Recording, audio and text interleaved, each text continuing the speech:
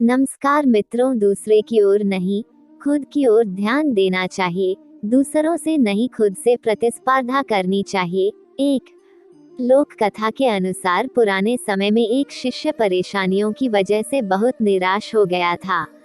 उसने अपने गुरु से कहा कि कृपया मुझे दुखों को दूर करने का कोई उपाय बताएं। संत बहुत ही विद्वान थे। वे अपने शिष्य को अच्छी तरह जानते थे। उन्होंने कहा कि मैं तुम्हें उपाय तो बता दूंगा, लेकिन पहले गांव में जो सबसे सुखी व्यक्ति हो, उसके घर से मुट्ठी भर अनाज लेकर आओ। शिष्य गुरु की आज्ञा पाकर गांव में सबसे सुखी व्यक्ति खोजने निकल पड़ा। उसे एक व्यक्ति दिखाई दिया जो अपने घर के बाहर शांति से बैठा हुआ था।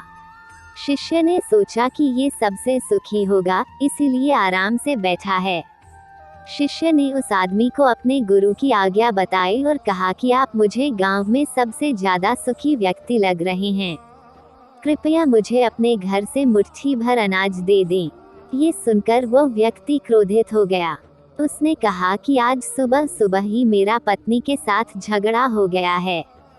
पत्नी की वजह से रोज नई नई समस्याएं सामने आ जाती हैं। वो मेरी कोई बात नहीं मानती, हर काम अपनी मर्जी से करती है। समझ नहीं आ रहा है उसे कैसे ठीक करूं। शिष्य वहां से आगे निकल गया। कुछ देर बाद उसे फिर एक व्यक्ति दिखाई दिया। शिष्य ने उसे अपने गुरु की आज्ञा बताई। उस व्यक्ति ने कहा कि भाई, मेरा पड़ोसी बहुत धनवान है, उसके पास सभी चीजें हैं, मेरे पास तो कुछ नहीं है। मैं तो बहुत गरीब हूँ। पूरे गांव में घूमने के बाद भी शिष्य को कोई सबसे सुखी इंसान नहीं मिला। वो गुरु के पास लौट आया। गुरु को पूरी बात बता दी। गुरु ने कहा कि सभी लोग खुद से ज्यादा दूसरों की वजह से दुखी हैं। लोग खुद पर ध्यान नहीं देते हैं। यही दुखों का मूल कारण है।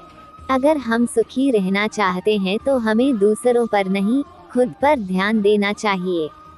अपनी बुराइयों को दूर करें। कभी भी किसी दूसरे व्यक्ति से प्रतिस्पर्धा न करें। प्रतिस्पर्धा करनी ही है तो स्वयं के किए हुए पुराने कामों से करें। कभी भी दूसरों पर भरोसा रखकर कोई काम न करें। अपनी योग्यता पर भरोसा रखें और उसी के अनुसार काम करें। यही सुखी रहने का सूत्र है। धन्यवाद।